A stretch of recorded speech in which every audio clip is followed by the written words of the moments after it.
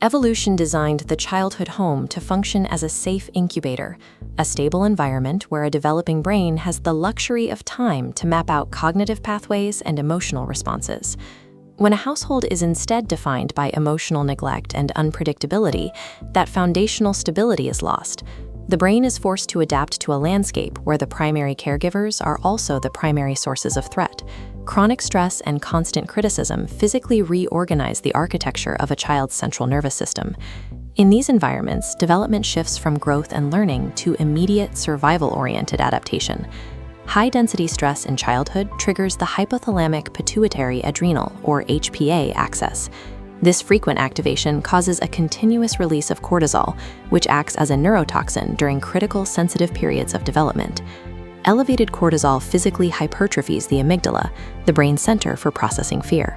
An enlarged amygdala stays in a state of hyperreactivity, lowering the threshold for threat detection and keeping the child in a state of constant hypervigilance.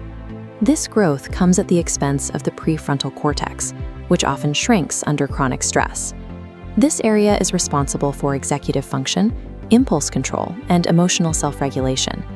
This stunting causes the prefrontal cortex to decouple from the amygdala. Without these mature inhibitory connections, the individual loses the biological capacity to modulate strong emotional impulses in adulthood. Neglect and parental favoritism also damage the brain's reward processing circuitry.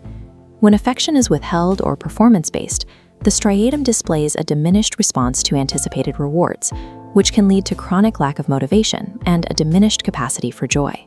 This altered brain architecture is a highly effective biological response to an unpredictable environment, ensuring immediate safety at the cost of long-term emotional stability. Even after escaping a toxic home, a survivor's biological alarm system often remains active. In a safe world, their brain continues to scan for dangers that no longer exist. To gain a sense of control over an unsafe caregiver, a child will unconsciously absorb the caregiver's rules and judgments.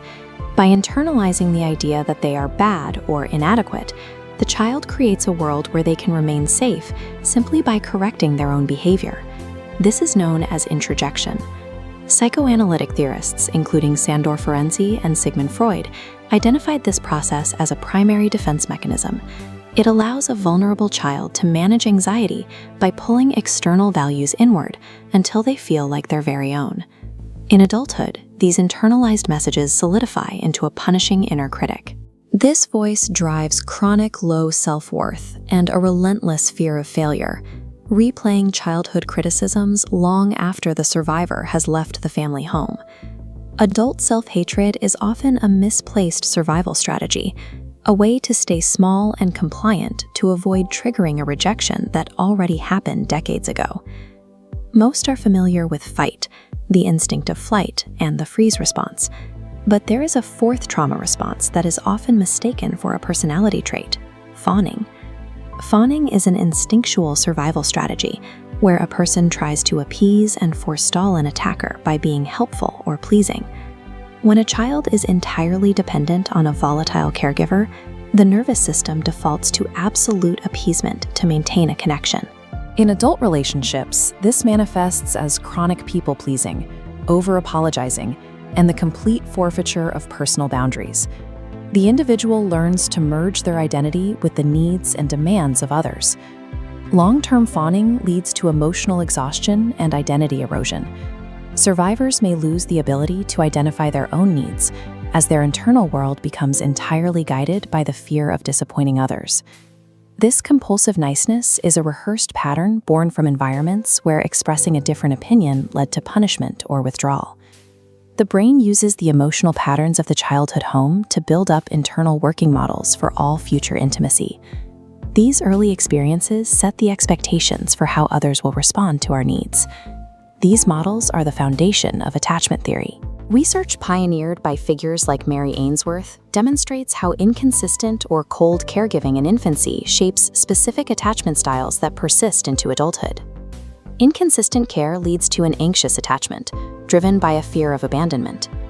Emotional neglect often produces an avoidant dismissive style, where the individual equates closeness with a loss of freedom.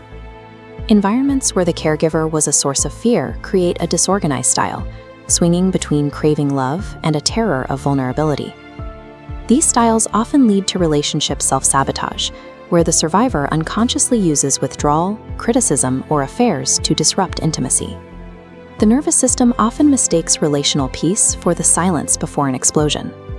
By destroying the safety of a relationship, the survivor regains a sense of predictable control, proving their internal belief that they are fundamentally unworthy of love. Toxic parenting operates as a cyclical contagion, moving down family lines through behavioral modeling. Without intervention, patterns of emotional coldness or explosive anger are automatically applied to the next generation. Recent developments in epigenetics reveal that trauma also alters gene expression. Chronic stress can leave chemical tags on a person's DNA, changing how those genes are read by the body without changing the DNA sequence itself. Research on the descendants of trauma survivors has found significant epigenetic alterations in the FKBP5 gene, which regulates the stress response. These markers are passed down long after the original trauma has ended. Subsequent generations can be born with a sensitized HPA axis, showing a biological vulnerability to anxiety, PTSD, and physical illness before they even experience their own stressors. Left unaddressed, these biological and behavioral echoes ensure that the toxic environment that broke one mind is recreated for the next. This cycle is not inevitable. Neuroplasticity allows the brain to forge new neural pathways and override toxic programming throughout an individual's life. Recovery requires somatic practices to calm a hypersensitized nervous system and cognitive reparenting to identify and replace the critical voices internalized during childhood. Healing involves learning to tolerate the discomfort of safety. By enforcing boundaries and building self-worth, a survivor can begin to rewire the brain's expectation of rejection. While no child chooses the environment they inherit, as adults, they have the capacity to choose the point where the cycle stops.